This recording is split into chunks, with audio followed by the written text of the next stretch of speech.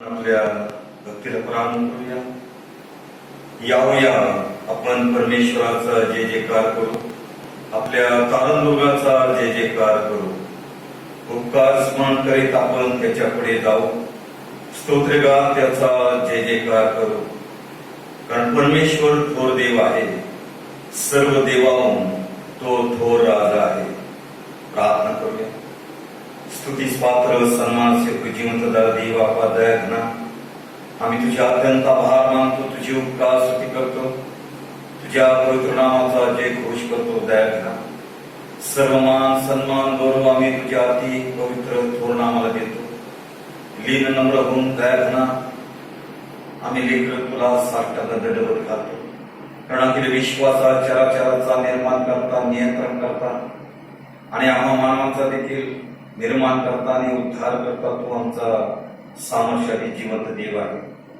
तू आमच्या उद्धाराकरता आपला एक पुत्र त्या वधस्तंभी दिला, ज्याच्या बलिदानामुळे प्रभुदेव बाप्पा आमचा त्याने उद्धार केला. त्याच्या पवित्र निश्चय रक्ताद्वारे आमच्या सर्व अपराधांची पापांची तू क्षमा केली, आम्हाला नवं जीवन दिलं. तुझे संतान होण्याचा अधिकार तू आम्हाला दिला. या सर्व तुझ्या महत्वाबद्दल आम्ही तुझे मनोभावे आभार मानतो, तुझी उपकार स्तुती करतो, तुझ्या पवित्र नामाचा जय घोष करतो. दया कर. आजचा हा पवित्र वार आमच्या जीवनाला तू दिलास. तू केलेल्या सर्व दयेबद्दल, चांगलपणाबद्दल, उपकाराबद्दल, मार्गदर्शनाबद्दल, सहाय्य करता आम्ही तुझे आभार मानतो, तुझी उपकार स्तुती करतो. प्रभू देवा, येतपर्यंत या जीवनाच्या अभिमान तुझ्या अद्भुत सामर्थ्याने आम्हा सर्व लहान थोर लेकरांचा तू सांभाळ करत आलेला आहेस. या सर्व तुझ्या दयेबद्दल, चांगलपणाबद्दल आम्ही मनोभावे तुझे आभार मानतो, तुझी उपकार स्तुती करतो. तुझी दया कृपा करुणा आम्हाला सर्वदा आहे. ईश्वरान आम्ही देखील तुझ्या कृपाछत्राखाली नम्रपणे वाटचाल करावी. आत्मा हे सुबुद्धिमान आम्हा प्रत्येकाला तू दे. ईश्वर, तुझ्याशिवाय आमचं जीवन हे शून्य आहे, व्यर्थ आहे. तू घडविणारा जिवंत देव आहे. म्हणून आम्ही सर्वदा हे जीवन जगत असताना तुझ्या पवित्र इच्छेला सर्वदा सादर व्हावं, तुझ्या पवित्र आज्ञांचा आम्ही स्वीकार करावा, मनोभावे त्याचं पालन करावं. कारण तेच आमचं खरं जीवन आहे. त्याकरता तू आम्हाला निवडलेलं आहे, पाचारण केलेलं आहे की आम्ही सर्वदा अंतःकरणातून पूर्ण बुद्धीने, शक्तीने, अंतःकरणाने, मनाने तुझं प्रीती करावं, तुझं आदरयुक्त भय धरावं आणि जीवनातल्या सर्व प्रसंगात तुझवर, तुझ्या अति पवित्र थोर नामावर, सामर्थ्याने नामावर आम्ही विश्वास टाकून जीवनात प्रवास करावा. कारण तो देव आम्हाबरोबर आहे आणि याची खात्री आम्हाला तो सर्वदा देतो देखील. म्हणून आम्ही आमचा हा मानवी जीवनाचा प्रवास करीत असताना तुझ्याकडे विश्वासानं दृष्टी लावावी. तो देव उद्धार करण्यास सर्वदा सिद्ध आहे, समर्थ आहे, स्वीकार करण्यास सर्वदा तत्पर आहे. म्हणून त्या ख्रिस्ताकडेच आम्ही आमची दृष्टी केंद्रित करावी.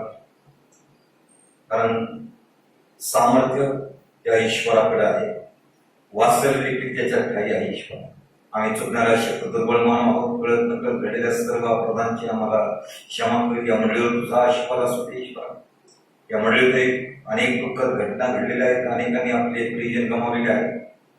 त्या सर्व दुःखी परिवारांची आठवण आम्ही तुझ्या पवित्र चरणाशी करतो. दया करा, त्यांना तुझं सांत्वन तू दे, त्यांना तुझ्या बरोबर पुन्हा उभार. तू आठवण करणारा जिवंत देव आहे, काळजी घेणारा आहे, तू निर्माण करता आहे, पालन करता आहे, संरक्षण करणारा आहे. आजपर्यंतच्या जीवनात अनेक अनुभव तू देऊन आमचा विश्वास तू दृढ केलेला आहे.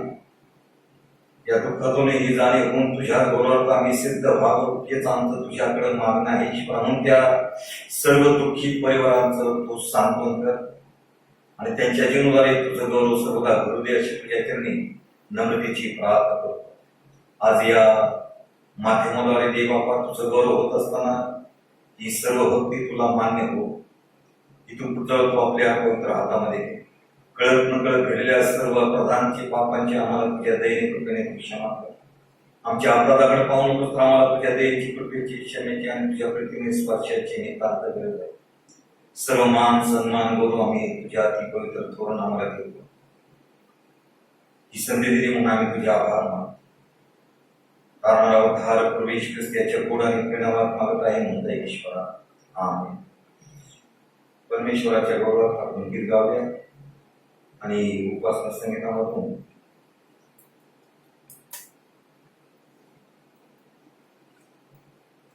गीत क्रमांक 451 हे आपण सर्वजण मिळून गाऊया.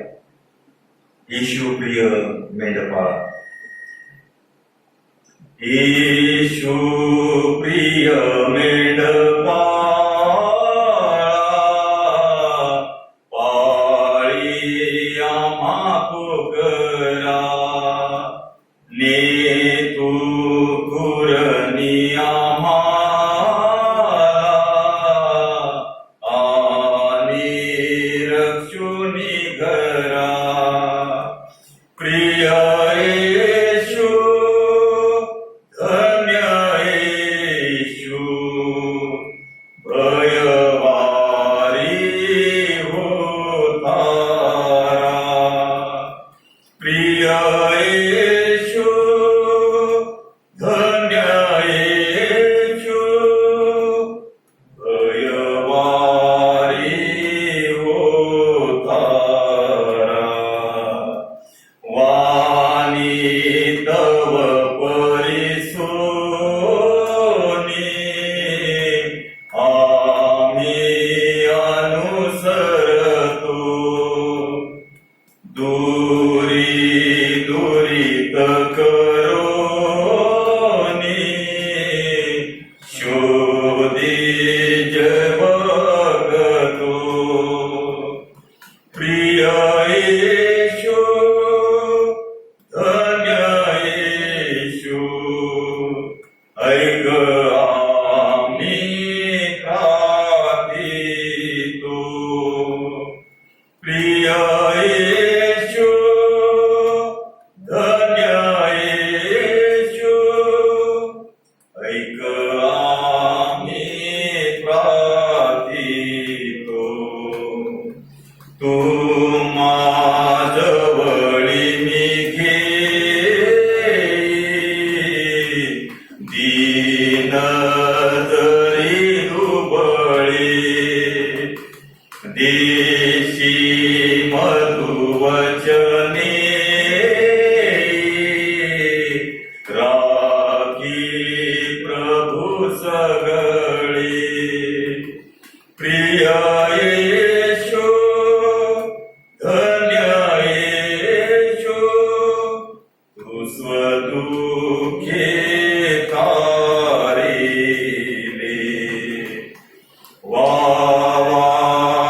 वानुग्रह तुझा, इच्छा तव सुचावी. अनन्य गुरु राजा, प्रेमे मने व्यापावी.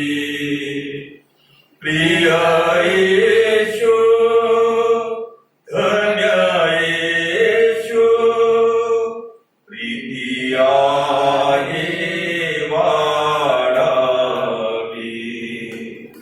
प्रिय येशू, धन्य येशू, प्रीती आहे वाढावी. यावेळेस आपण सर्व मिळून ख्रिस्तांचा नतांगीकरण म्हणूया. सर्वसमर्थ देव जो पिता, आकाश पृथ्वी यांचा उत्पन्न करणारा आणि येशू ख्रिस्त त्याचा एकुलता एक पुत्र आमचा प्रभू, जो पवित्र आत्म्याच्या योगाने गर्भरूप झाला, कुमारी मरिया येशूपासून जन्मला, ज्याने पंत पिलाताच्या वेळेस दुःख भोगले, ज्याला वधस्तंभी दिले, जो मरण पावला व ज्याला पुढे दिले, तिसऱ्या दिवशी मेलेल्यामधून पुन्हा उठला, स्वर्गात चढला आणि सर्वशक्तिमान देव पिता याच्या उजवीकडे बसला आहे. तेथून जिवंतांचा मेलेल्यांचा न्याय करायला जो येणार आहे, त्याविषयी मी विश्वास धरितो. पवित्र आत्मा, पवित्र सार्वत्रिक मंडळी, पवित्रांची सहभागिता, पापांची क्षमा, देहाचे पुनरुत्थान आणि सार्वकालिक जीवन याविषयी मी विश्वास धरितो. आमेन. नेमलेला जो शास्त्र भाग आहे, सज्जनाचा मार्ग, याचं वाचन मी करतो. पहा, जीवन व मरण, हानी व लाभ ही आज मी तुझकडे ठेवली आहे. मी तुला आज्ञा करीत आहे की तू आपला देव परमेश्वर याजवर प्रेम कर, त्याच्या मार्गाने चाल. आकाश आणि पृथ्वी यात साक्ष ठेवून आज मी तुम्हाला सांगतो की जीवन आणि मरण, आशीर्वाद आणि शाप ही तुझकडे ठेवली आहे. तू जीवन निवडून घे. आपला देव परमेश्वर याजवर प्रेम कर, त्याची वाणी ऐक, कारण त्यातच तुझे जीवन आहे, त्यातच तुझी आयुर्वृद्धी आहे. हे जे धर्मशास्त्र मी तुला आज देत आहे ते तुला अगम्य नाही, तुझपासून दूर नाही. ते स्वर्गात नाही की तू म्हणावे आम्ही ते टाळावे म्हणून आमच्यासाठी स्वर्गात चढून जाऊन कोण ते आमच्याकडे आणेल आणि ते आम्हास ऐकवेल. ते समुद्रापलीकडे नाही की तू म्हणावे आम्ही ते ऐकून पाळावे म्हणून आमच्यासाठी समुद्रापलीकडे जाऊन ते आमच्याकडे कोण आणेल आणि आम्हास ते ऐकवेल. हे वचन तर तुझ्या अगदी समीप, तुझ्या मुखी, तुझ्या चित्ती आहे, म्हणून तुला त्याप्रमाणे चालता येईल. परमेश्वर म्हणतो, पहा, असे दिवस आहेत की त्या इस्रायलाचे घराणे व यहूदाचे घराणे यांच्याबरोबर मी नवा करार करेन. मी त्यांच्या पूर्वजांचा हात धरून त्यास मिस्र देशातून बाहेर आणले. तेव्हाच्या कराराप्रमाणे हा करार व्हावयाचा नाही. इस्रायलाच्या घराण्याबरोबर जो करार मी करेन तो हा, मी आपले धर्मशास्त्र त्यांच्या अंतर्यामी ठेवीन. मी ते त्यांच्या हृदयपटावर लिहीन. मी त्यांचा देव होईल व ते माझे लोक होतील. यापुढे कोणी आपल्या शेजाऱ्यास, कोणी आपल्या बंधूस परमेश्वराला ओळखा असा बोध करणार नाही, कारण लहानापासून थोरापर्यंत ते सर्व मला ओळखतील. मी त्यांच्या अधर्माची क्षमा करेन, त्यांचे पाप मी यापुढे स्मरणार नाही. हे देवाचं वचन आहे. त्याप्रमाणेच आजच्या मनाकरता जो शास्त्र घेतलेला आहे, इजरा याचा ग्रंथ, त्याचा 9वा अध्याय,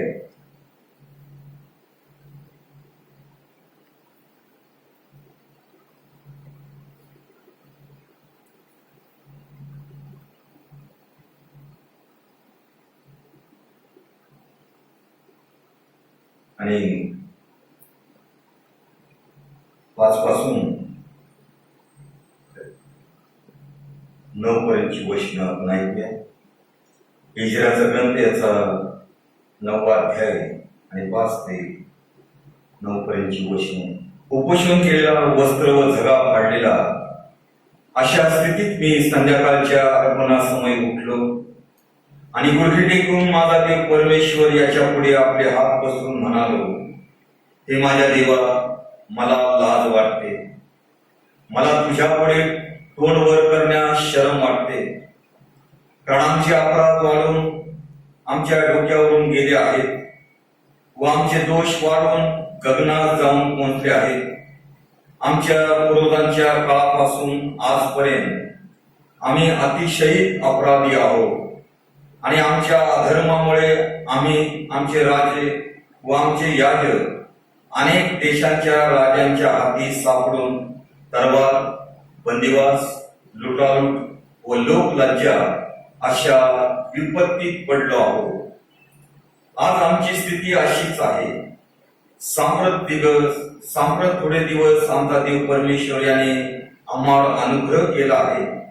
आमच्यातले थोडेसे लोक वाचून अवशेष ठेवले आहेत आणि आम्हास त्याच्या पवित्र स्थानात एका खुंटीचा आधार मिळाला आहे.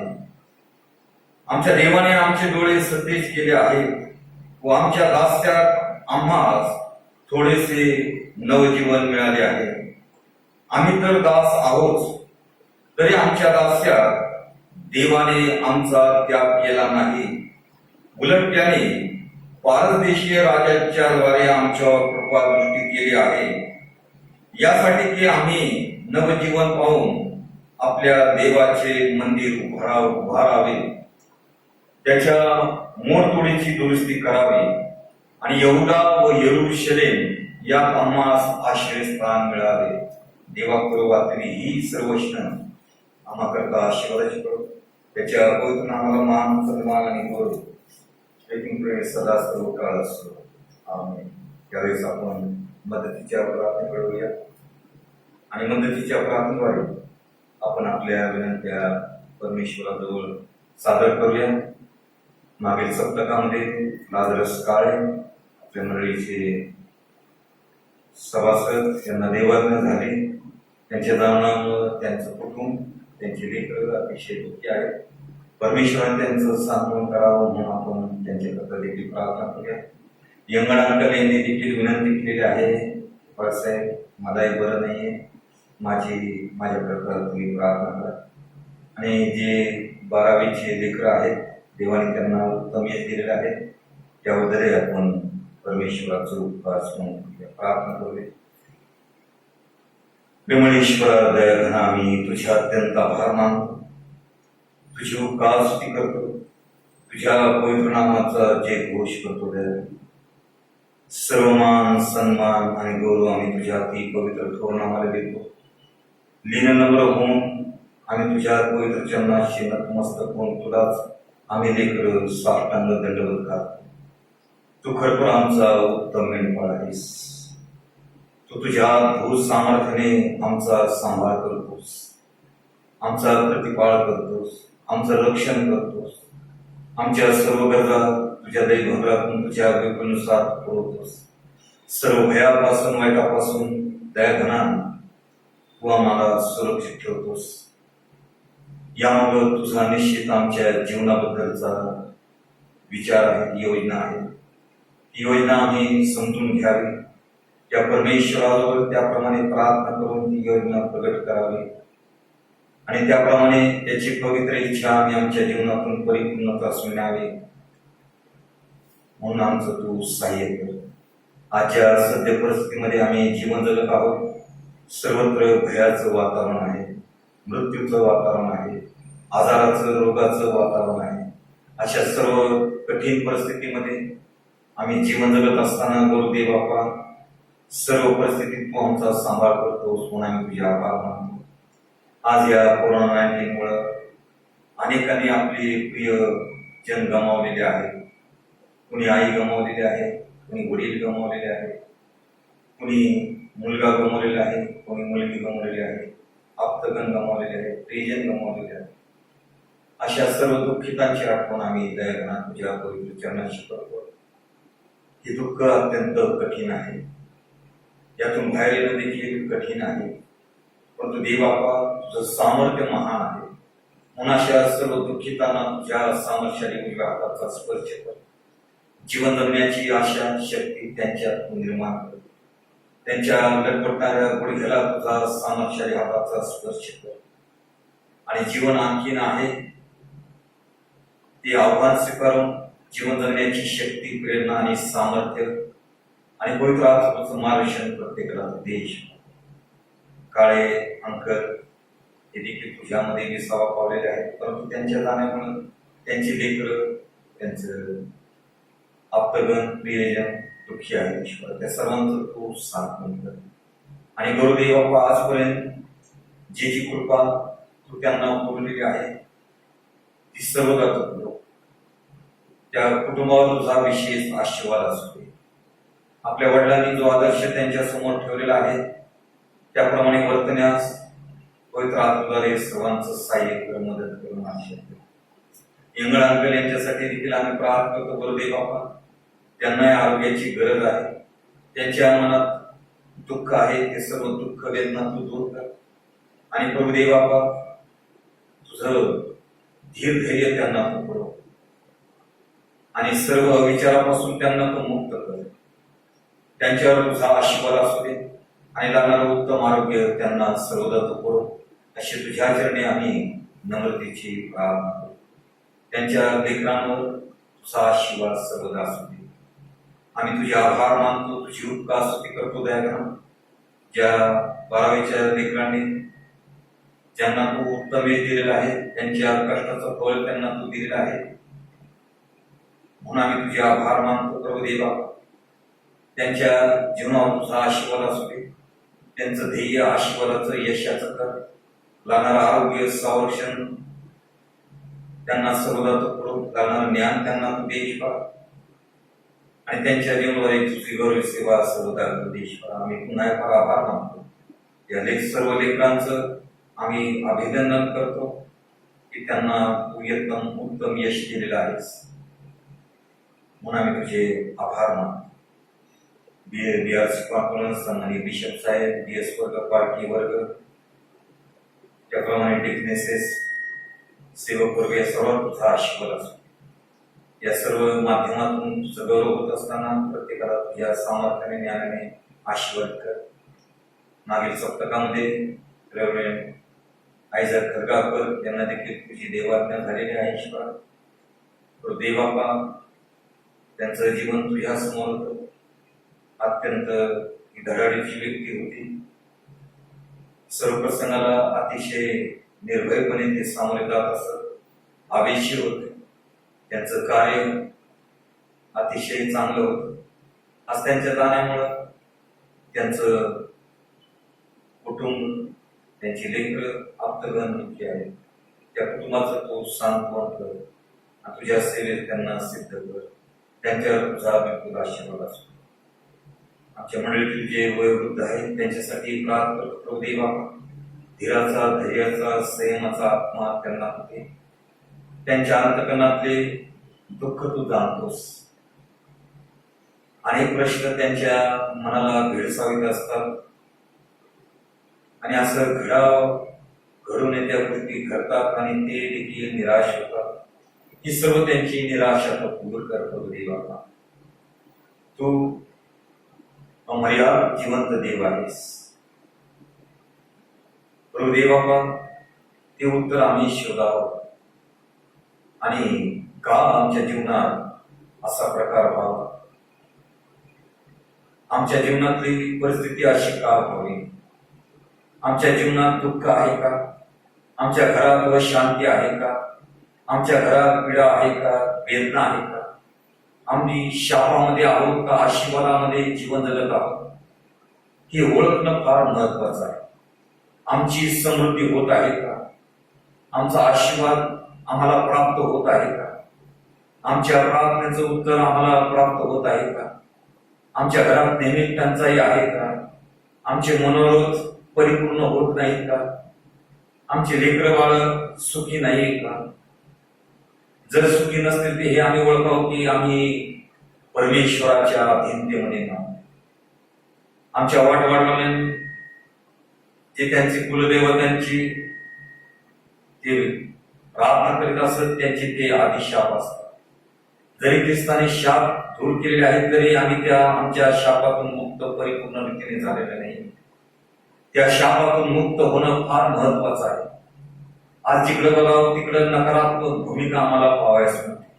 नकारात्मक विचार आमच्या समोर मांडले जातात आणि आम्ही देखील व्यथित होतो की असं का घडावं. कारण आम्ही तुला समजून घेतलं नाही. तुझी त्या अमूल्य प्रीतीला आम्ही ओळखलेले नाही. तू अनंत आणि अगणित उपकार आमच्या जीवनात आजपर्यंत करत आलेला आहेस. तू आम्हाला तुझ्या गौरवाकरता निवडलं हे अतिशय महत्वाचं आहे. आज जग सत्याचा शोध करीत आहे, शांतीचा शोध करत आहे, परंतु ते त्यांना सापडत नाही. त्याकरता ते श्रम करतात, कष्ट करतात, कर्मकांड करतात, पैसा खर्च करतात, परंतु तू आम्हाला विनामूल्य हा उद्धाराचा तारणाचा मार्ग दिलेला आहे. तुझी लेकर म्हणून तू आम्हाला निवडलेला आहे. तुझ्या त्या महान प्रीतीला आम्ही ओळखणं गरजेचं आहे. तू आम्हाला घडवलेला आहेस. आमच्या जीवनाचा प्रसार तुझ्या अधीनतेमध्ये आहे, तुझ्या अभिवचनाप्रमाणे आहे. तर आमच्या जीवनातले सर्व शाप निश्चितपणे दूर होतील. हे सर्व आम्ही आठवावं. प्रार्थनेद्वारे परमेश्वराजवळ आम्ही संघर्ष करावा. जोपर्यंत शाप दूर होत नाही, जोपर्यंत आमच्या जीवनातली अशांती दूर होत नाही, जोपर्यंत आमच्या मनातले अविचार दूर होत नाही, तोपर्यंत आम्ही संघर्ष करावा. जोपर्यंत आम्ही आमच्या जीवनाचं समर्पण करत नाही, त्याग करत नाही, परमेश्वराला ज्या मान्य गोष्टी त्याचा स्वीकार करत नाही, तोपर्यंत परमेश्वराचा आशीर्वाद, परमेश्वराचा प्रगतीचा वर्धस्त आमच्या जीवनावर येऊ शकत नाही, समृद्धीचा वर्धस्त येऊ शकत नाही. कारण समृद्धी ही परमेश्वराकडून येत असते. जरी आज आम्ही समृद्ध आहोत आमच्या बुद्धिमत्तेवर, आमच्या सर्व मानधनावर, परंतु त्यामध्ये आम्ही समाधानी आहोत का? त्याचं कारभारी पण आमचं कशा प्रकारचं आहे? कारण देवाने जर आम्हाला नियुक्त केलेलं आहे तर ते कारभारी पण त्याच्या इच्छेप्रमाणे होणं ही देखील देवाची इच्छा असते. ते कारभारी पण आम्ही योग्यरित्याने जर केलं, त्या परमेश्वराने ज्या आज्ञा आम्हाला दिलेल्या आहेत, तर आमच्या जीवनात 100 पट आशीर्वाद तो देव निश्चित देणार आहे. आमचं 100 पट, देवाचं 100 पट, असं मिळून 200 पट देणारा तो जिवंत देव आहे. त्याच्या विचारसरणीप्रमाणे, त्याच्या कारभारीपणामुळे जे आम्हाला त्याने दिलेला आहे, त्याचा विनियोग त्याच्या पवित्र इच्छेप्रमाणे जर केला तर हा डबल आशीर्वाद तो देणारा देव आहे. तो मानवाला आव्हान देतो की तुम्ही माझी प्रतीती करून पहा. ह्या देखील देवाच्या आज्ञा आहे, योजना आहे. आम्ही त्याकडे कधी दुर्लक्ष करू नये. जर दुर्लक्ष करीत आहोत तर आम्ही शापात आहोत, आम्ही कोणाच्या तरी अधीनतेमध्ये आहोत, आम्ही कुठेतरी गुंतलेले आहोत.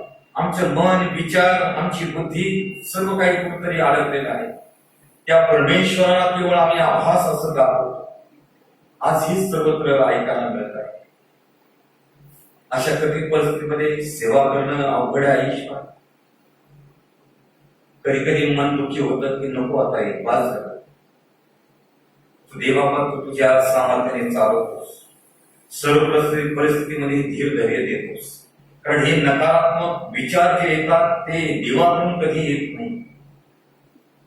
ज्यावेळेस आम्ही देवाच्या सहवासापासून दूर जातो, प्रार्थनेपासून दूर जातो, संगतीपासून दूर जातो, आम्ही परमेश्वराच्या अधीनतेमध्ये नसतो. म्हणून असे नकारात्मक विचार येतात आणि अधिकाधिक आमचा ताबा सैतान घेत असतो.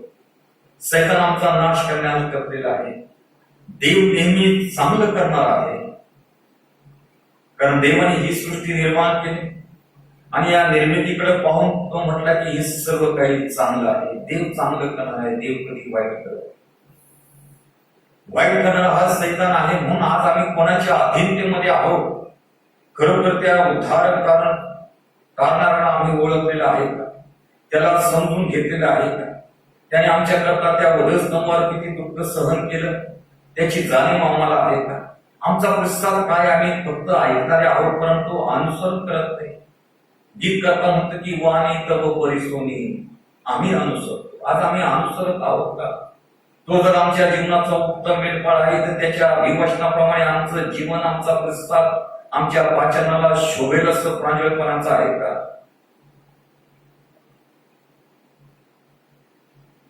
परमेश्वराने जीवन दिलेलं आहे, सुंदर अवयव दिलेले आहेत, नेत्र आहेत, परंतु त्या नेत्राचा विनियोग आम्ही कशासाठी करत आहोत?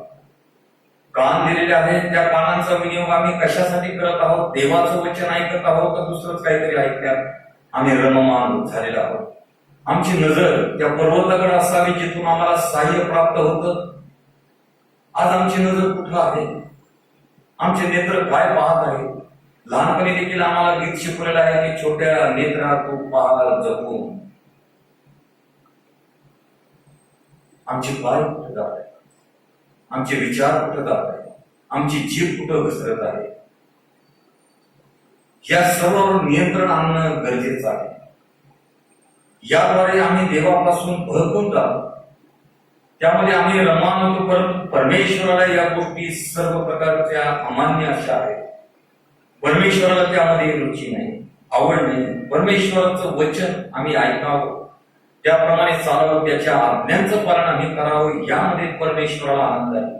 ही अपेक्षा परमेश्वर प्रत्येक विश्वासाच्या जीवनाद्वारे करत आहे. जीवा दिलेली आहे तर त्या जीवेद्वारे त्या परमेश्वराचाच गौरव आम्ही करावा. शिवीगाळा कधी करू नये, निंदा कोणाची करू नये, टवाळी कोणाची करू नये. त्यापासून आम्ही परमेश्वराच्या आशीर्वादाला मिळतो. या जिभेद्वारे त्यावर आमचं नियंत्रण आहे, तर परमेश्वराचाच गौरव आम्ही करा. आमच्या मुखातून शब्दाने इतरांना आशीर्वाद प्राप्त होईल, इतरांचं भलं होईल, इतरांना मार्गदर्शन लाभल, असं सुबुद्धिमान आम्हाला प्रत्येकाला तो देत आहे. इथून पुढचा तो आपल्या पवित्र हातामध्ये घे. आमच्या सर्व अपराधांची आम्हाला क्षमा आणि या मंडळीवर तुझा बिलकुल आशीर्वाद असो. आम्हा प्रत्येकाच्या जीवनाद्वारे तुझं गौरव करतो, कारण आम्ही अत्यंत कठीण अवस्थेमध्ये जीवन जगत आहोत. परमेश्वराने बिलकुल वेळ आम्हाला दिलेला आहे, त्या परमेश्वराला आम्ही ओळखावं, समजा. जीवनामध्ये ख्रिस्ताने जे आम्हाला वाचन केलेलं आहे ते सुखमय जीवन जगण्यासाठी नव्हे, आयुष्याचं जीवन प्राप्त व्हावं त्याकरता ख्रिस्ताने कुठलं आमिष दाखवून आम्हाला आमंत्रित केलेलं नाही. तो म्हणतो, जो मला अनुसरतो त्याने आपला वधस्तंभ घेऊन मला अनुसरावं. हा वधस्तंभ अपमानाचा आहे, दुःखाचा आहे, त्यागाचा आहे, क्लेशांचा आहे, वेदनेचा आहे, फटक्यांचा आहे. परंतु तो म्हणतो, लोक निंदा करते, छळ करते, तुम्हाला दुःख देते, परंतु तुमचं दुःखच तुम्हाला आनंद देणार आहे. हे जिवंत देवाचा शब्द आहे. हे ख्रिस्ती जीवनाचं रहस्य आहे. आमचा प्रतिसाद आमच्या प्रतिकूल परिस्थितीमध्ये, दुःखाच्या परिस्थितीमध्ये, आजाराच्या परिस्थितीमध्ये कशा प्रकारचा आहे यावर परमेश्वराचं उत्तर अवलंबून असतं.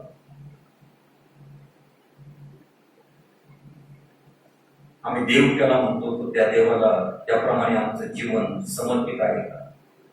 आम्ही आमच्या जीवनाचं परीक्षण करावं. परमेश्वराला ज्या अमान्य गोष्टी आमच्या मुखात आहेत, अंतःकरणात आहेत, त्यावर आमचं अधिक प्रेम आहे, त्या सर्वदा आम्ही वळत बसतो. परंतु तो मार्ग नाही, ती ख्रिस्ती जीवन नाही, ती ख्रिस्ती आचरण नाही. परमेश्वराला त्यापासून कदापि आनंद होणार नाही. ती दूर करावी. दुरित करून शोधीचे बघतो, दुसरं काही आम्ही शोधू नये. हे दुरित दूर करावं, तेव्हा देवाचा आत्मा वस्तीस येईल.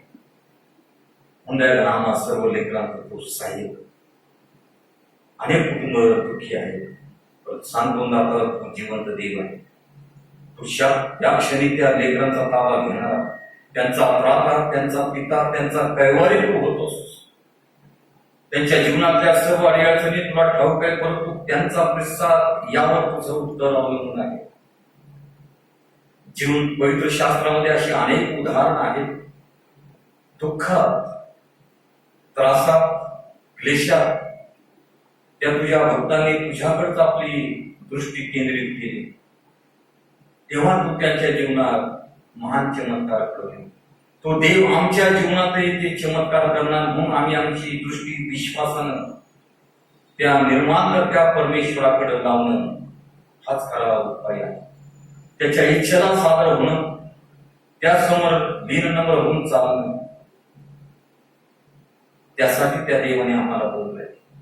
दुःखात आम्ही त्याचं गौरव करावं, आमच्या विपरीत परिस्थितीत आम्ही त्याचा धावा करावा, आमचं सर्व मनोगत त्याच्या समोर मोकळं करावं. तो देव त्या दुःखातून क्षणात बाहेर काढणार आहे.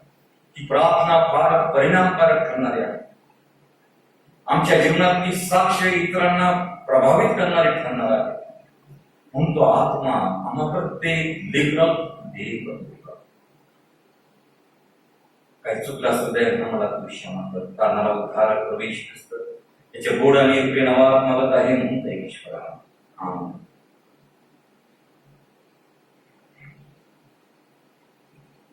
देवाच्या वचनाकडे आपण वळूया.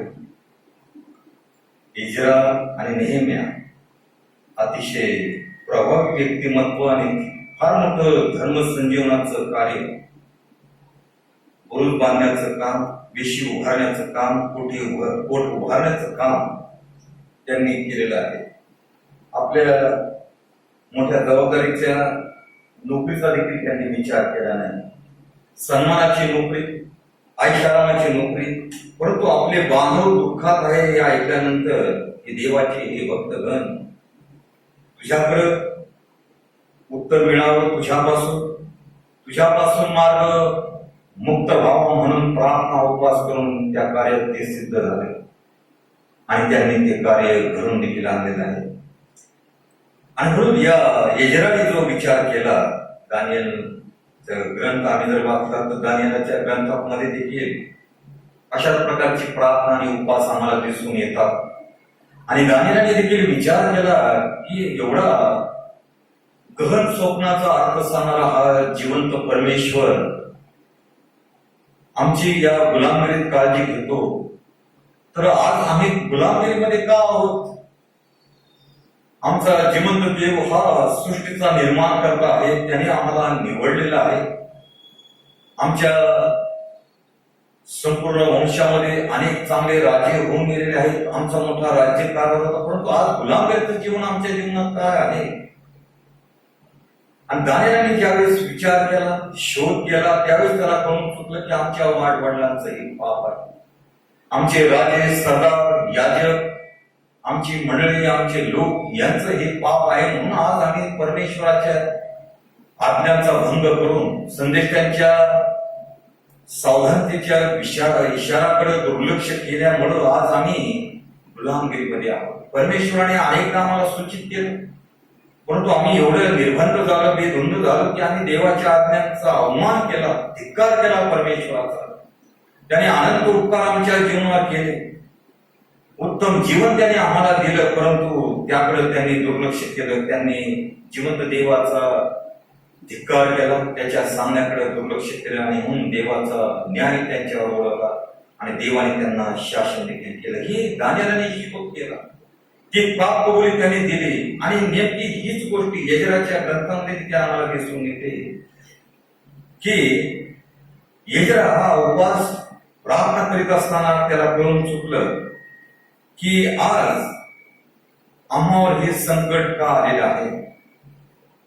7व्या वचनामध्ये तो म्हणतो की आमच्या पूर्वजांच्या काळापासून आजपर्यंत आम्ही अतिशय अपराधी आहोत.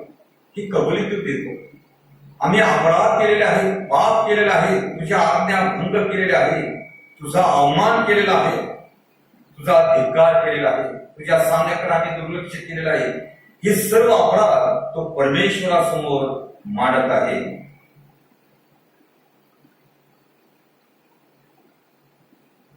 आणि आमच्या अधर्मामुळे आम्ही, आमचे राजे, आमचे याजक अनेक देशांच्या राजांच्या हाती सापडून तरवार, बंदिवास, लुटालूट व लोकलज्जा अशा विपत्तीत पडला.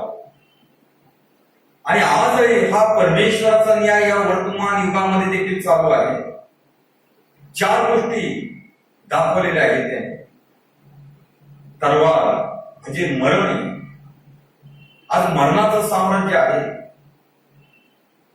परमेश्वराच्या अधीनतेमध्ये आम्ही राहणं फार महत्वाचं आहे. आम्ही वरून दिसतो, दुरून डोंगरे साजरे, दुरून डोंगर साजरा असं म्हणतो. वरून आध्यात्मिक जीवन ते अंजिराचं झाड पानाने भरलेले, पण फळ नाही. लोकांना वाटतं की आमची फसवणूक होते, की ते फार भरलेलं झाड आहे, फार आध्यात्मिक सेवा आहे त्याची, परंतु अंतःकरणात काय आहे ते फक्त परमेश्वरच जाणतो. तो म्हणत आहे की आमच्या अपराधामुळे तरवार आली, मृत्यू आला, मरण आलं, दुःख आलं, वेदना आल्या. अतिशय भयानक रीतीने त्या इस्रायल लोकांचा छळ अश्शूर लोकांनी केला. आणि अश्शूर लोक हे अतिशय क्रूर लोक होते आणि फार भयानक रीतीने त्यांनी त्या शहरांचा, लोकांचा नाश केलेला आहे, मृत्यू आणलेला आहे. त्यांच्या सर्व मौल्यवान गोष्टींची लुटालूट केलेली आहे, कंगाल करून त्यांना टाकलेलं आहे, दारिद्र्य त्यांच्याकडे आलेलं आहे आणि गुलामगिरीत ते पडलेले आहे. पहिली गोष्ट मृत्यू, गुलामगिरीत आणि सर्व स्वत्यांचं लुटलेलं आहे, कंगाल आणि दरिद्री त्यांना केलेलं आहे. आणि तिसरी गोष्ट, चौथी गोष्ट म्हणजे लोकलज्जा, म्हणजे त्यांच्या तोंडाला काळीमा फासला गेलेला आहे. कारण सर्व राष्ट्रांना माहित होतं की त्यांचा जिवंत देव आहे, त्यांचा जिवंत देव त्यांच्या पक्षाने लढतो, त्यांच्या देवाचा आदर ते लोक करत होते. याच निनिवे शहराने योनाने जाऊन पश्चातापाचा संदेश दिला आणि त्यांनी त्याकडे ते वळाले आणि देवाने जवळजवळ 200 वर्ष त्या राज्याचा नाश केला नाही.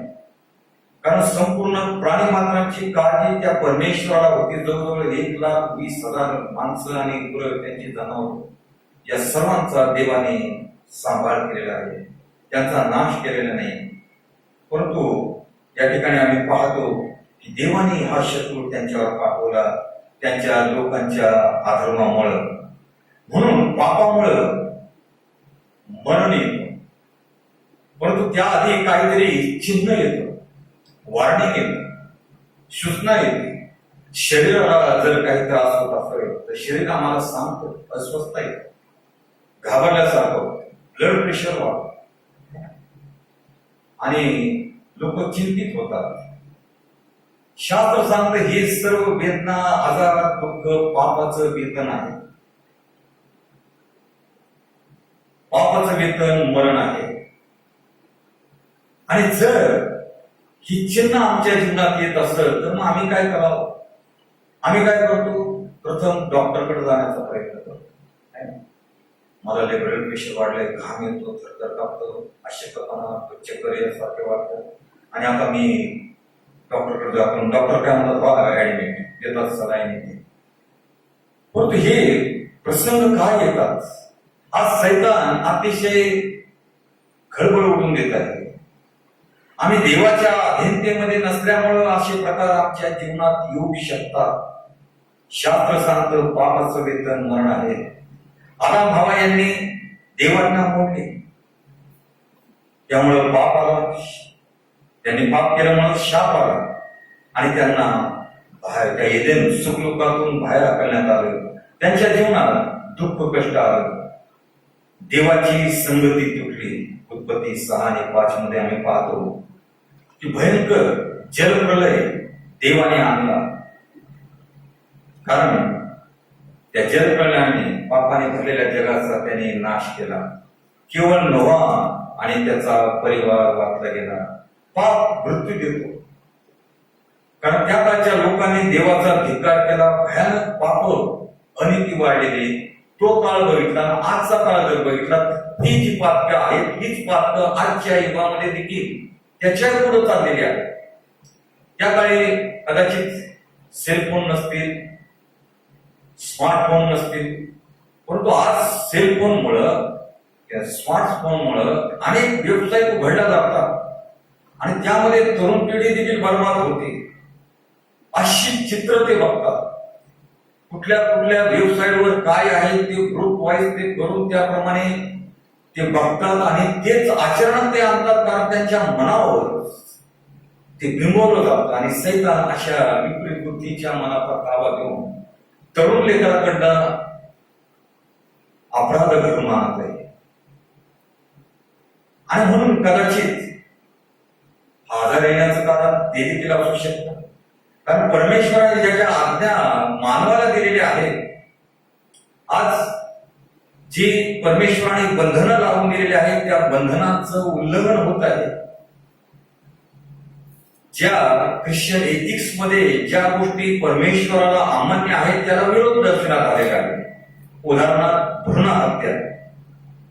मुलगी आहे का मुलगा आहे ते तपासलं जातं आणि ते काहीतरी त्याचा ते नाश केला जातात. देवाने तो आशीर्वाद दिलेला आहे मानवाला, मग आम्ही त्याचा नाश करणारे कोण आहोत? म्हणजे देवाच्या आज्ञाचं उल्लंघन होत आहे. परमेश्वराने निर्बंध दिलेले आहेत, त्या निर्बंधाचं आज्ञांचं पालन न करता म्हणून आज जगाची अवस्था अशी देखील होऊ शकते. कारण पापामुळं मरण येतं, शास्त्र आम्हाला सांगतो. त्या काळातल्या जगाचा देखील देवाने त्याचा ओरडा सर्वत्र झाला. म्हणून आम्ही पाहतो की जलप्रलयाने नोहाच्या काळात देवाने जगाचा नाश केला, किंवा नोहा आणि त्याचं परिवार हे वाचवलं. यहूदाने पाप केलं कारण त्याने आपल्या गुरुला विकलं. प्रतिफळ काय मिळाले? मृत्यू. मरणारे आजार, रोग, दुःख हे येतात आणि कमी वयामध्ये अनेक जण ऑफ होतात. सैतानाच्या जीवाचा ताबा घेतो, नकारात्मक विचार त्याच्यात भरतो. आज अनेक लेकरं आत्महत्या करत आहेत. वडील कोरोनाग्रस्त आहेत तर ते दाखवत नाही, लपून ठेवतात का तर आम्ही देखील त्यांच्याबरोबर क्वारंटाईन हो, या भीतीमुळं तरुण लेकरं देखील आत्महत्या करत आहेत. हे जर या ठिकाणी उपवास प्रार्थना करून पाप कबुली देत आहे. आम्ही सर्वांनी पाप केलेलं आहे, तर आम्हाला काय मिळालेलं आहे? तलवार, मृत्यू मिळालेला आहे, नाश झालेला आहे. परमेश्वराची निवडलेली प्रजा, त्यावर त्याचं अतोनात प्रेम, अब्राहामाद्वारे त्याने अनेक करार त्यांच्याशी केलेले होते. अशा लोकांना देखील देव सोडत नाहीये. तो देव आम्हाला सोडणार का? आज आम्ही आमचं परीक्षण करणं गरजेचं आहे की आम्ही कोणाच्या अधीनतेमध्ये वाटचाल करत आहोत. आज आम्ही अंधाराचे धनी आहोत का पापाचे धनी आहोत? प्रकाशामध्ये आम्ही अधीनतेमध्ये आहोत, हे ओळखणं गरजेचं आहे. देव पाप करणाऱ्याला दंड देतो. तुम्ही कोणी असा, ज्ञानवंत असा, प्रतिष्ठित असा, शास्त्र सांगते याजक असो, दंड येणार. याचा अर्थ असा नाही की देवाचे सेवक लोक अनेक या आजारात गेले ते पापी होते, असं मी नाही म्हणत. परंतु जर पाप करत आहे तर दंड येणार, हे शास्त्र आम्हाला शिकवतं. मग ती व्यक्ती कोणी असू द्या, ज्ञानवंत असू द्या, प्रतिष्ठित असू द्या, शास्त्र सांगते याजक असो, दंड येणार. शौलाने काय मिळवलं? मृत्यू. तो अभिषिक्त राजा होता, परंतु त्याला मृत्यू प्राप्त झालेला आहे. एली पुत्र कोण होते? याजक आहेत, परंतु आपलं शरीर, देवाने दिलेलं शरीर शुद्ध असावं तर ते त्यांनी अपवित्र केलं, व्यभिचार केला. शेवटी त्यांचा दारुण पराभव झाला आणि त्यांना मृत्यू आला. आम्ही सावध राहणं गरजेचं आहे. कुठल्या क्षणी न्यायाची तलवार आमच्यावर देखील पडेल सांगता येत नाही. देव अनेकदा आम्हाला सुचवतो, माध्यमाद्वारे सुचवतो, देवाच्या वचनाद्वारे सुचवतो. त्याकडे आम्ही लक्ष केंद्रित करणं गरजेचं आहे. तो सावध करतो, प्रसंगातून सावध करतो. जे तुम्ही आज करत आहात ते योग्य आहे का अयोग्य आहे ही विचारसरणी देखील देतो. परंतु जर आम्ही चूकच करीत आहोत, हट्ट धरत आहोत, तर मग शाप आल्याशिवाय राहू शकणार नाही. मृत्यू, तलवार, क्रोध, दंड देवाचा येण्या अगोदर आम्ही सावध होणं गरजेचं आहे. म्हणून आम्ही आमच्या पापात मुक्त होणं गरजेचं आहे. कोणाला आम्ही दुखवलेलं आहे एका शब्दाने, त्याच्याकडे आम्ही क्षमा याचना करावी. अबोला धरणं देखील पाप आहे. आम्ही अबोला धरतो. पहा बंधूंनी ऐक्याने राहणं किती मनोरम आहे. स्तोत्र 133 मध्ये दाखवलंय. आम्ही बंधू एकत्र होतो, आज परिस्थिती नाही, परंतु एकत्र होतो. परंतु काय असतं? आमच्या आंतरिक वेगळेच विचार असतात. आभास आम्ही दाखवतो की आम्ही फार चांगल्या रीतीने तुमच्याशी वागतो, परंतु ते त्या क्षणी तिथंच ते मिटवणं गरजेचं आहे. ती धुळी जर दूर केली तर देवाचा संबंध तुमचा आमचा जडलेला आहे, नाही तर देवही आम्हाला सोडतो. कारण आम्ही आमच्या इच्छेला प्राधान्य देतो. आमच्या मनामध्ये त्यांच्या विषयीची काहीतरी असूया असल्यामुळं ती धुळी तर तशीच राहून जातात. वरती केवळ आभास दाखवतो. तसलं वागणं परमेश्वराला अमान्य आहे. म्हणून पापापासून आम्ही मुक्त होणं गरजेचं आहे. देवाला शरण जाणं गरजेचं आहे. देव क्षमा करणार, तो सर्वदा स्वीकार करण्यास तयार असतो. दुसरी गोष्ट गुलामगिरी. पाप मानवाला गुलाम बांधून ठेवतो. इजरा तेच सांगतो, पापामुळे आम्ही गुलामगिरी दास झालो आहोत.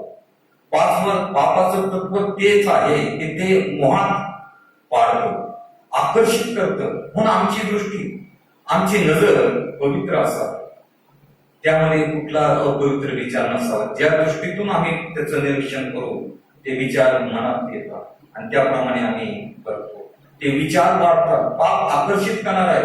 ते फळ हवेला अतिशय आकर्षक, मनोहर, दिसण्यास सुंदर असं दिसतं, खाण्यास इष्ट वाटतं तिला. परंतु देवाची आज्ञा काय होती? डोळ्याने तिने पाहिलं, डोळ्यांची वासना कशा प्रकारची आहे? डोळ्यामुळे सर्व प्रकारची पापं घडतात. म्हणून आमची नजर देखील पवित्रच असावी, कारण पवित्र करण्याकरता देवाने तुम्हाला पाचारण केलेलं आहे. अशुद्ध होण्याकरता नाही. ते शरीर देवाने जे दिलेलं आहे त्यामध्ये देवाचा आत्मा, तुमचं शरीर हे देवाचं मंदिर आहे, आत्मा वास करतो. मग आत्मा ज्या ठिकाणी पवित्र आहे त्या ठिकाणीच आत्मा असणार. अपवित्र आहे तिथं आहे का देवाचा आत्मा? नाही. पाप हे मानवाला आकर्षित करतं. दारू पिण्याची सवय, मित्र कसे असतात, अरे तू तर ख्रिश्चन, तू तर पहिला प्यायला पाहिजे. मला अनेकदा असं बोलले लोक, तुम्ही तर ख्रिश्चन लोकांनी तर सुरुवात केली नाही. म्हटलं तुम्ही समोरच पिणारे मला कुठं सांगतात? म्हणजे एक पेक घे, काही नाही. पण तो एक पेक आहे ना, ते नाटक देखील काढलेले आहे, एकच प्याला. सुरुवात एका प्याराने होते आणि शेवटी बाटली, आणि मग मनुष्य व्यसनाधीन होतो, मनुष्य उद्ध्वस्त होतो, त्याच्या संसाराचा, त्याच्या स्वतःच्या जीवनाचा नाश होतो. पाप देखील अशा प्रकारचं शिरतं आणि सर्व काही नाशास कारण होतं, काही राहत नाही. आज प्रेमात पडतात, फ्रेंडशिप हे गोडच नाम देतात, परंतु या फ्रेंडशिप मध्ये सर्व प्रकारच्या शारीरिक इच्छा भागवल्या जातात. कारण आज गर्भपात सहज आहे, ब्रेकअप आहे, लग्नाआधीच नको ते संबंध, हे सर्व पाप आहे आणि ते शाप देखील आहे. जग म्हणतं काही नाही, परंतु शास्त्र सांगतं व्यभिचार आहे, परिणाम वाईट होतात. म्हणून देवाच्या अभिवचनाकडे आमचं लक्ष केंद्रित असणं गरजेचं आहे. पाप सहज फसवतं, गुलाम बनवतो, सवय लावते, ते सैतानाचे जाळे आहे. कारण शास्त्र सांगतं पाप दाराशी टकू नये. आधी परिचय नंतर वाढवतो, मित्र समजतात गावचा आहे, पण शेवटी व्यसनांचा तो सवय झालेला असतो. असे अनेक जण आम्हाला गुलाम बनवतात. आता अनेक जण ग्रुप मधून, अनेक वेबसाईट मधून गुंततात, गुलाम होतात आणि ते सर्व अश्लील चित्रे पाहतात. अश्लील चित्र पाहणं देखील हे परमेश्वराच्या विरोधातलं पातक आहे. आमचा आहार, वस्त्र यावर नियंत्रण असावं, ते आम्हाला गुलाम बनवतात. अधिक खाणं फिरणं आम्हाला निकम्मा किंवा गुलाम बनवतं. ते सर्व सैतानाचं जाळं आहे ना. ख्रिश्चन लोक देखील पार्ट्या करतात आहे ना, त्यात काय एवढं? चला आज हे वाटते देवाने दिलेलं आहे, देवाने कारभार पण दिलेला आहे, देवाने दिलेला आहे म्हणतात, पण त्यासाठी दिलेलं नाही. खाण्यापिण्यात तुमचं जीवन नाहीये. त्या पैशाचा विनियोग योग्य कारणासाठी करणं गरजेचं आहे. परमेश्वराने दिलेला आहे. टाटा बिर्ला यांना हे कळालं येतं, ते आपल्या मिळकतीचा कितीतरी भाग गोरगरिबासाठी खर्च करत असतात. त्याप्रमाणे कोलगेट, रॉबर्ट कोलगेट आहे ना, रॉबर्ट कोलगेट देखील देवाला असं म्हणतात की 90 का 99% देतो. ज्यांनी कोलगेट सुरुवात केली आणि देवाशी त्याने प्रार्थना देखील केली, जर हे चाललं कोलगेट तर मी तुला दशांश देईन. आणि ती कोलगेट आज खेड्यापाड्यात देखील गाजत आहे, भारतासारख्या ठिकाणी. आणि आज ती व्यक्ती 90-99% देवाला देते. देव इतका विपुल आशीर्वाद देणार आहे. कारभार पण कशा प्रकारचा असावा? पैसा आमचा आहे आम्ही म्हणतो, पण तो दिला तुम्ही, हा देवाचा आशीर्वाद मोठ्या अभिमानाने म्हणतो, परंतु ते कारभारी पण योग्य रीतीने करणं हे देखील देवाने आम्हाला सांगितलेलं आहे. म्हणून यातून बाहेर पडायचं आहे तर देवाला शरण जाणं गरजेचं आहे. तो हात पुढे करेल, देवच त्या दलदलीतून बाहेर आणेल, आमच्या हाताला आधार मिळेल, हाच आम्ही विचार करावा. देव बदलेल, आम्ही त्याकडे वळावून कबूल करावं, देव वाचवेल. म्हणून आम्ही देवाच्या हाती अधीन होणं गरजेचं आहे. तर आम्ही सर्व प्रकारच्या गुलामगिरीतून, नाशातून मुक्त होऊ. कारण 4 समस्या सांगितलेल्या आहेत: तलवार, दास्य म्हणजे गुलामगिरी, लुटारू आणि आमच्या तोंडाला काळी माप असलेलं आहे. आज समाजामध्ये आमची कशी साक्ष आहे? आमच्या आचरणातून ख्रिस्ताचा प्रकाश परावर्तित होत आहे का? त्या लोकांना वेगळं पण जाणवतं का? ते लोक ओळखतात का हे लोक कोणतरी वेगळे आहेत? काही ठिकाणी मला असा अनुभव आला, मला माहिती नाही, पण त्या खेडेगावात सेवा करीत असताना प्रसंग अतिशय कठीण होता. ख्रिस्ती लोकांनी आम्हाला एका बाबाकडे नेलं. तो लिंबूवाला बाबा म्हणून प्रसिद्ध आहे, गणेशनगर कारखाना आहे तिथं. आणि आम्ही दोघं पालक तिथं बाजूला उभं होतो. परंतु त्या माणसांचा काय प्रयोग झाला होता माहिती नाही. ती व्यक्ती बाहेर आली आणि ज्यांनी आम्हाला आणलं त्यांना विचारलं ते दोघं कोण आहेत. ते म्हणे दोघे पाळक आहेत, पाळकवाडीतले. म्हणे मुलीला घेऊन जावं. त्यांनी ओळखलं, त्यांचं काही चालत नाही. हे ओळखणारे असावे. हा अनुभव मला 5-6 ठिकाणी आलेला आहे. ते लोक ओळखतात. आज काही तत्व आपल्या हातामध्ये घेऊन पवित्र शास्त्रामध्ये देखील उदाहरणे शिकवा. याचकाच्या मुलांनी 7 मुलांनी जसं प्रेषित लोक करतात, भूतं काढतात, रोगी बरे करतात, तसं करण्याचा त्यांनी प्रयत्न केला. परंतु त्या भूतांनी त्यांना बदलून काढलं. तुम्ही कोण आहे? आम्ही पेत्राला ओळखतो, आम्ही याला ओळखतो, ख्रिस्ताला ओळखतो, पण तुम्हाला आम्ही ओळखत नाही. आमची ओळख कशा प्रकारची आहे? जिवंत देवाचे लोक आहे, त्यांचा देव वेगळा आहे, असं आचरण आमचं असावं. त्याकरता देवाने आम्हाला पाचारण केलेलं आहे. नाही तर आमच्या जीवनात देखील दुःख, मृत्यू, गुलामगिरी, लुटालूट हे निश्चितपणे येणार. येजरा म्हणतो, पापामुळे आम्ही शत्रूच्या ताब्यात आहोत आणि आमचं सर्व काही मूल्यवान लुटलेलं आहे. लोकशिवागमनाचा 10वा अध्याय 30व्या वचनाप्रमाणे यरूशलेमहून येरिहोला. यरूशलेम शहर काय? परमेश्वराचं पवित्र ठिकाण आहे. राजांची वस्ती त्या ठिकाणी झालेली आहे. ख्रिस्ताचा जन्म त्या ठिकाणी झालेला आहे. ते पवित्र नगरी आहे. त्या पवित्र नगरीकडून ही व्यक्ती कुठं जात आहे? येरिहो. येरिहो काय आहे? पापाचं ठिकाण आहे, शापाचं ठिकाण आहे. आणि त्या ठिकाणी ही व्यक्ती आशीर्वादापासून शापाकडे जात आहे. यरूशलेमहून म्हणजे सर्व प्रकारची शांती, आनंद, सुरक्षाचं ठिकाण सोडून ही व्यक्ती येरिहो या ठिकाणी जात आहे. पापमय ठिकाणी जात आहे. आशीर्वादाकडून नाशाकडे, शापाकडे जात आहे.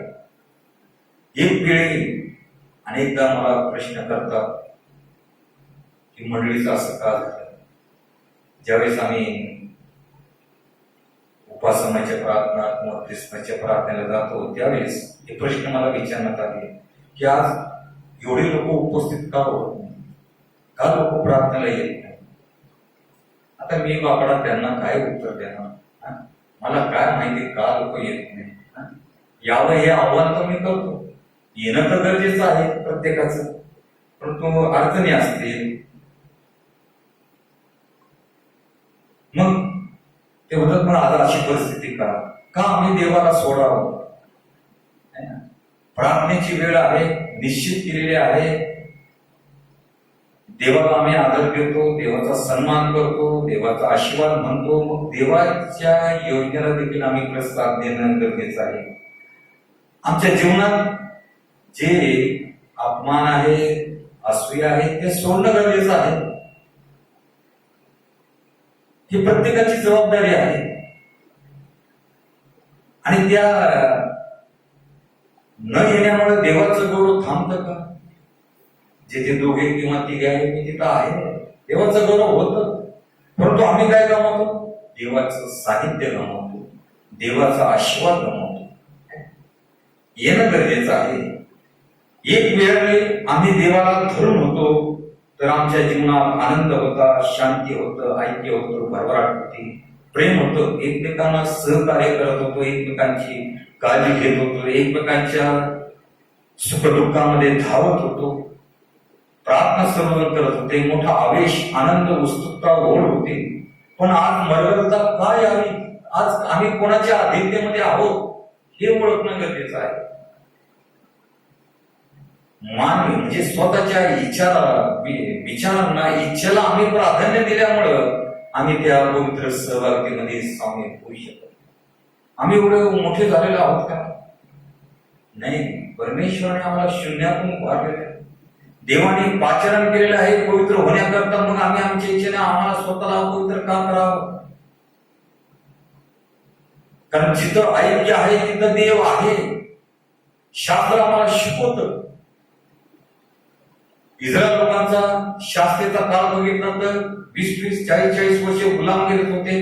पश्चाताप झाला, त्यांनी धावा केला, सर्व एकत्र येऊन उपास तापास गोंताट नेसले आणि परमेश्वर त्यांचं ऐक्य पाहून त्यांना उत्तर देत होता. त्या गुलामगिरीतून, जाचातून, दास्यातून त्यांना मुक्त करत होता. ऐक्यामध्ये देवाचा आशीर्वाद, ऐक्याने देवाचा धावा केला तर प्रार्थनेचं उत्तर तात्काळ येतं. मला आठवतं, मला वाटतं 71च युद्ध होतं पाकिस्तान भारत. त्यावेळेस बारामतीची मंडळीत मी होतो आणि सर्व मंडळी प्रार्थना करत होते. कारण सर्वांसाठीच प्रार्थना करत होते, पण मंडळीचा एक तरुण सुमंत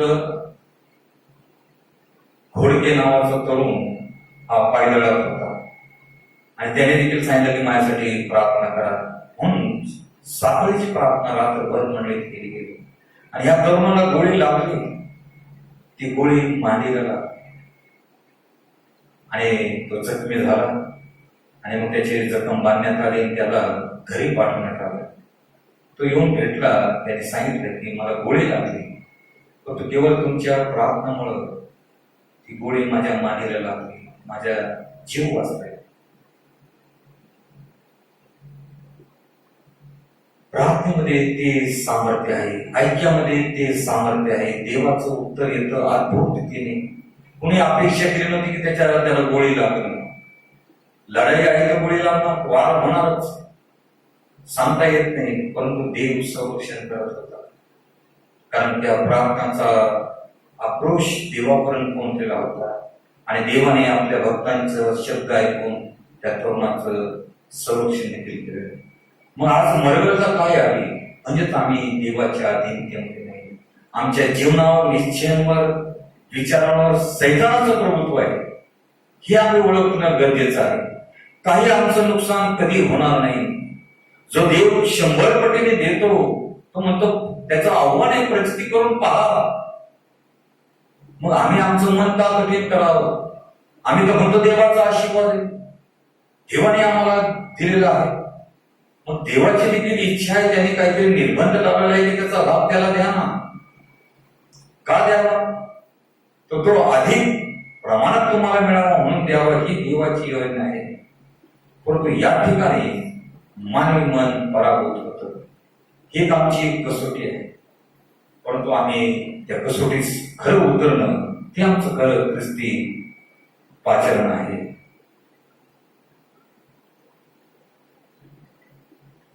अनेक प्रश्न उपस्थित होतात, कारण देवापासून दूर, मानवापासून दूर, देवाला सोडले, पवित्र जीवन सोडले आणि क्षणभंगूर आनंदी जीवनाकडे वळलं तर आम्ही लुटारूंच्या हाती निश्चितपणे पडू. त्या लुटारूंनी त्या येलूरकडे जाणाऱ्या माणसाला पकडलं, लुटलं, त्याला अर्धमेला केला. अभागी स्थितीत त्याला सोडून निघून गेले, कारण त्यांनी यरूशलेमला सोडून पवित्र जीवन सोडलं. नामीने काय केलं? बेतेल सोडलं, बापरीचं ठिकाण, देवाचं आशीर्वादाचं ठिकाण सोडून ती दुष्काळात दुसऱ्या देशात गेली. काय? मुलं गमवले, पती गमवला, तिघं विधवा होऊन आल्या.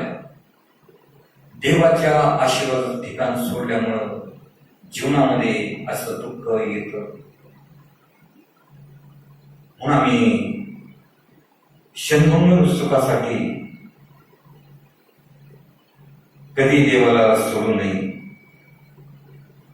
आम्ही सावधान असावं, कारण लुटणारे, फसवणारे टपलेले आहेत, आम्हाला ते निश्चितपणे लुटतील. एजरा म्हणतो आम्हाला लुटणाऱ्याप्रमाणे केले. जर माझ्या पापामुळं एक जर घरामध्ये व्यक्ती घेणारे असले तर संपूर्ण कुटुंब उद्ध्वस्त होतं. ते लेकरं भयभीत होतात. त्या नशेमध्ये तो पत्नीला मारतो, लेकरं भयभीत होतात, संपूर्ण कुटुंब नाश होतो, आरोग्य बिघडलं जातं, सुख शांती निघून जाते, अभावी जीवन राहतं, कंगाल दरिद्री होतात. पापामुळं, दुष्ट कार्यामुळं, अवैध कामामुळं आम्ही देखील अभागी होणार. एजरा म्हणतो पापामुळे मृत्यू, लूट, गुलामी, काळिमा सर्वस्व गमावले आहे. आज आम्ही पापात आहोत का? आज आम्ही परमेश्वराच्या इच्छेला सन्मानित करत आहोत का? आज आमच्याकडे अधर्माचा पैसा जर आहे तर अचानक शाप येईल, लुटारू येणार. एजरा म्हणतो राजा, प्रजा, याजक लुटले गेले आहेत. परमेश्वराच्या संगतीत राहणारे जगाकडे ओढले गेले आहेत का? सावधान, आपणास लुटण्यास तयार आहे. आम्हाला आघात करून ते सोडतील, परंतु देवाकडे वळा. देव स्थिती हातात घेईल. आणि म्हणून सर्व दुःखाच्या परिस्थितीतून वाटचाल करीत असताना देवाकडे वळणं गरजेचं आहे. देवाला प्रार्थना करणं गरजेचं आहे. हा विश्वास आमच्यामध्ये आम्ही निर्माण करणं गरजेचं आहे. विश्वासाप्रमाणे हे माझ्या जीवा, तू का खिन्न झालास? तू आतल्या का तळमळत आहेस? देवाची आशा धर, प्रभूकडे दृष्टी लावा. प्रभू अश्रू पुसेल, पुन्हा उभारेल. परमेश्वरापासून दूर जाऊ नका, येरीवकडे जाऊ नका. तिकडे जाता तर देव काय मागतो? एकदाच माघार घे, परत मागे पहा, वळा तर मी वळेन तुमच्याकडे. आज आम्ही कुठे आहोत? आमची संगत कुणाबरोबर आहे? सावधान, लुटणारे तयार आहे. देव तयार आहे स्वीकारण्यास. तिथून मग दयाळू शमरोनी आला. त्याने जखमा पुसल्या, तेल लावले, पट्ट्या बांधल्या, त्याला शरणस्थळी नेले, त्याची तरतूद केली. तो शमरोनी कोण? तो शमरोनी म्हणजे प्रभू ख्रिस्त आहे, पवित्र आत्मा आहे. म्हणून आम्ही पवित्र आत्म्याच्या अधीन आहात तर आम्ही आमचं जीवन सुधारेल. त्याच्या दुसऱ्या आत्माकडे पाहणारे आज किती जण आहेत? एजरा म्हणतो आम्ही लुटले आहोत. प्रभू म्हणतो बाहेर या. तोंडाला काळीमा, पापामुळे अपमान होतो, तोंड काळं होतं. सवयी, निर्णय, मनमर्जी देवाला विचारत नाही. शिक्षकाकडे दुर्लक्ष, लक्ष भलतीकडेच. आणि मुलं देखील आपली इच्छा आईबापांना प्रगट करतात. आज लेकरं देखील आईबापांना हाकलून देतात. जीवनामध्ये धोका खातात. त्या धोक्या खाण्यामुळे तोंडाला काळीमा लागलेला आहे. जीवनामध्ये असफल अनेक जण होतात, कारण पाप आहे. पापामुळे यश मिळत नाही, अपमान मिळतो. दाविदाने पाप केलं, सर्व तरतूद केली, पाप बाहेर येऊ नये म्हणून. आज असे कित्येक जण आहेत का? धोका देतात, फसवितात, लाच देतात, धार्मिक वरून वागतात, पण आत काय आहे? कसे आहात? काही दिवसापर्यंत म्हणजे 9 महिन्यापर्यंत दाविदाने पाप लपवलं. आणि मग नाथान संदेश टाकला देवाच्या सांगण्याप्रमाणे. आणि त्यांनी त्याला एक उदाहरण दिलं की गरीब होता, त्याच्याकडे एकच मेंढी होती, तो मुलीप्रमाणे त्याच्यावर प्रेम करायचा. त्याचा मित्र श्रीमंत होता, त्याच्याकडे भरपूर होतं, परंतु त्या श्रीमंताकडे एक पाहुणा आला आणि त्या पाहुण्यासाठी भोजनासाठी आपल्या मित्राकडनं त्यांनी त्याची एकुलती एक मेंढी घेऊन गेला. ही गोष्ट नाथानाने दाविदाला सांगितली आणि दाविदाच्या चेहऱ्याकडे तो पाहतो. तुला काय वाटतं? दावीद म्हणतो ती व्यक्ती मरणदंडास पात्र आहे. नातान म्हणतो ती व्यक्ती तूच आहेस. आणि मग दाविदाला कळतं की मी जरी पाप लपवलेलं आहे तर परमेश्वराच्या भेदक नजरेपासून काही लपवू शकत नाही. अपमानित झाला, रडला, मी पाप केलं, त्याला पाप खाली पाहावं लागलं. सर्व चांगलं करता आलं असतं. जे दुसऱ्यांचं ते घेतलं. दावीद बेअब्रू झाला. आमचे असंच बाहेर येणार. तो दिवस येण्यापूर्वी देवाला शरण जा. एजरा म्हणतो आम्हाला प्रतिफल काय मिळालं? गुलामी, मृत्यू, अपमान, लुटालूट, काळीमा. आम्ही सर्वस्व लुटलेलो आहोत. आमचं जीवन कंगाल, दरिद्र झालेलं आहे. यातून तू आम्हाला सोडव घेतले. पापामुळे शाप आलेला आहे, गुलाम झालेला आहे.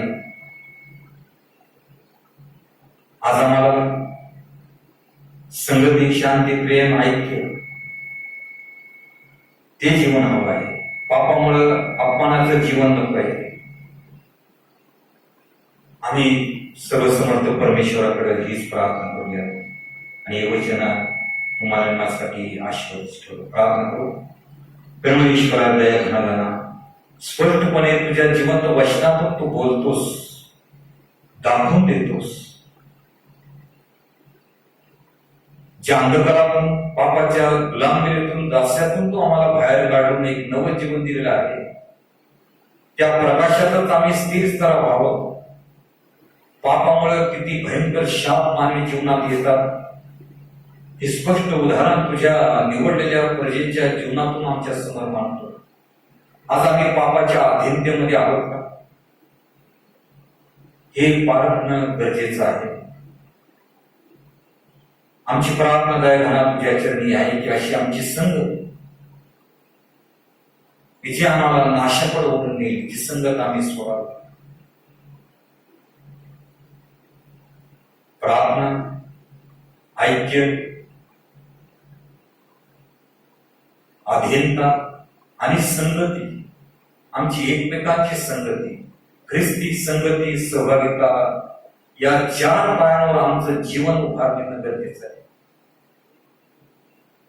जर आमची संगती वाईट आहे तर त्याचे प्रतिफळ देखील वाईटच असणार. म्हणून हे सर्व धोके आम्ही ओळखावे, याकरता देवाला आम्ही आमच्या जीवनाचं समर्पण करावं आणि देवाजवळ हीच प्रार्थना करावी. जर असं आज कोणी आहे तर त्यांनी देवाला शरण जाणं गरजेचं. तो देव म्हणतो, तू एकदा माघारी वळ, मी तुझ्याकडे वळण्यास तयार आहे, मी तुझा स्वीकार करण्यास तयार आहे, त्या दलदलीतून बाहेर काढण्यास मी सिद्ध आहे. कारण देवाला सर्व काही शक्य, त्या देवाठाई वात्सल्य आहे. म्हणून देवाकडे जाणं गरजेचं आहे, देवाला जीवनाचं समर्पण करणं गरजेचं आहे. ज्या देवाने आम्ही अपवित्र असताना, आमच्यावर अपात्र असताना एवढी मोठी कृपा केलेली आहे, अनंत उपकार आमच्यावर केलेला आहे, तर त्याच्या इच्छेला सादर होऊन समर्पित जीवन जगणं गरजेचं आहे.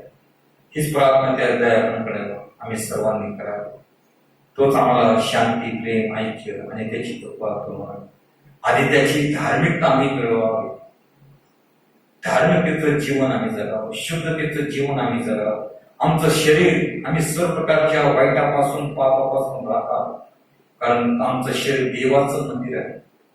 त्या मंदिराचा आम्ही कधी नाश करू नये, कारण त्या ठिकाणी देवाचा पवित्र आत्मा उपस्थित असतो. मंदिरांना आम्हाला लेकरांचं सहाय्य. प्रार्थना आहे म्हणून आम्ही तुझे आभार मानतो. आम्हाला उद्धार प्रवेश त्याच्या गोडाने नावात मागतो म्हणते. परमेश्वराच्या गौरव गीत गात असताना आपण आपलं दान परमेश्वराला अर्पण करूया.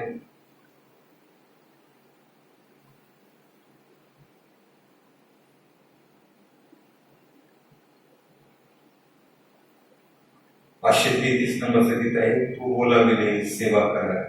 याचं पहिलं आणि शेवटचं चरण गात असताना आपण आपलं दान परमेश्वराला अर्पण करूया. पुन्हा एक वार मंडळीला विनंती करतो की आजपर्यंत आपण सरळ असते दान देत आलेले आहोत. मी सर्वांचे आभार मानतो. परंतु आज आम्ही वचनाप्रमाणे जे ऐकलेलं आहे त्या वचनाला अनुसरून मी पुन्हा एक बार आपल्याला आठवण करून देत आहोत की अनेकांजवळ जे उर्वरित दान आहे हार्वेस्ट संडेचं, ते कृपया करून द्यावं. अनेक जण देत नाही, मन कठीण करू नका, त्यातून आम्हाला आशीर्वाद देऊ देणार नाही. ही आमची सर्व परीक्षा आहे, कसोटी आहे.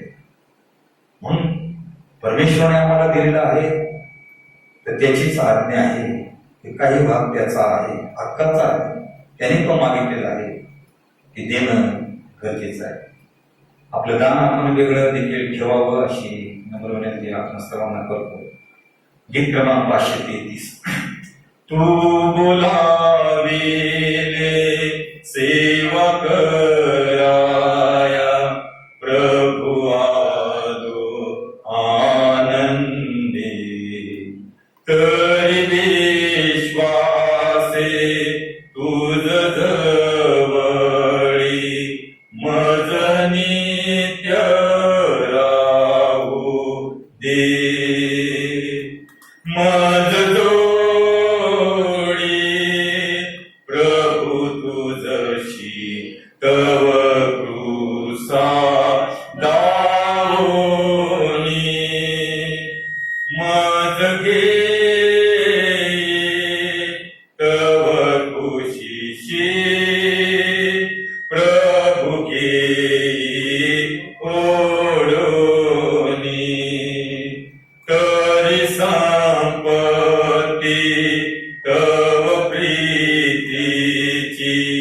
इहलोकी कळेना भरती कैशी सदानंदाची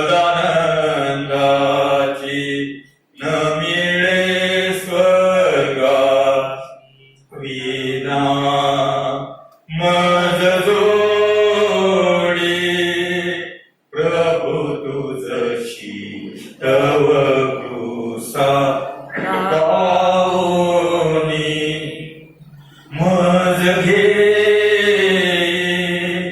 तव कुशीशी प्रभु घे ओढोनी. आशीर्वाद मागूया. प्रमळेश्वरा दयाघना आम्ही तुझ्या अत्यंत आभार. जिवंत वचनाद्वारे आमच्या जीवनाशी बोलतोस, आम्हाला सतर्क आणि सावध करतोस. म्हणून आम्हाला आमचं आत्मिक जीवनाचं परीक्षण करावं. जी संधी आम्हाला तू देतो त्या संधीचा आम्ही लाभ घ्या. आमच्या घरात आमच्या लेकरबाळांच्या जीवनात आनंद आहे का, शांती आहे का, आरोग्य आहे का, संरक्षण आहे का, परमेश्वराची अनुभूती आहे का, परमेश्वराची संगती आहे का, परमेश्वराचा आनंद आहे का, या गोष्टी आम्ही शोधणं गरजेचं आहे आणि त्या देवाला शरण जाणं गरजेचं आहे. तो देवच आम्हाला उभारणार आहे, कारण सामर्थ्य त्याचं आहे, वास्तव्य त्याच्या ठाई आहे. त्या संधीचा आम्ही लाभ घेऊन आम्ही आमच्या जीवनाचं इच्छांचं समर्पण करावं. अब्राहमाने आपलं सर्व गणपत्र सोडलं, आपलं वतन सोडलं, सर्व गोष्टींचा त्याग केला. त्याप्रमाणे आम्ही देखील त्याग करावा आणि तुझं करा. तुझ्यावरील प्रीतिस्तव, तुझ्यावरील प्रेमास्तव, तुझ्याकडे लेखणे तुझ्या भांडवलाचे अर्पण केले आहे. त्या दानावर तुझा आशीर्वाद असू दे आणि या दानाचा विनियोग तुझ्या राज्याच्या सेवेसाठी. हे दान तू आशीर्वाद केलंस म्हणून आम्ही तुझे आभार. तारणारा उद्धार प्रभू येशू ख्रिस्त त्याच्या गोड आणि प्रेमात मागत आहे मुक्ता ईश्वरा.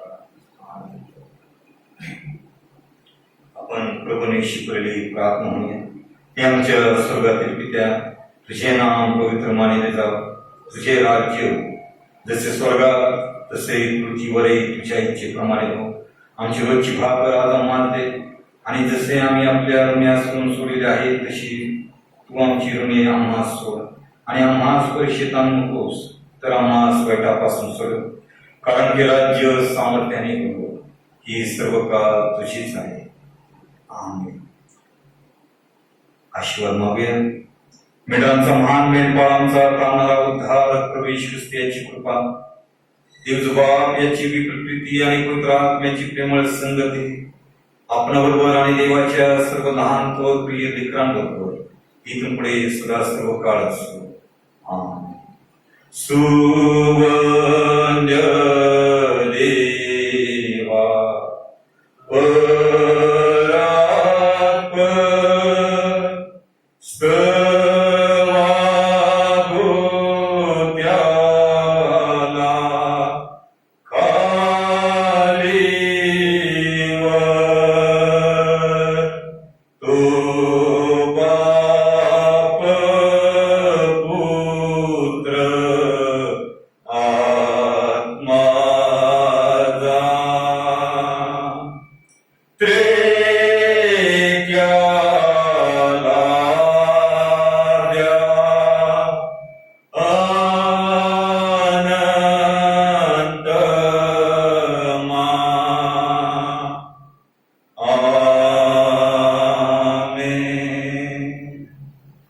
सर्वांना शांत देवाची शांती तुम्हाला असो.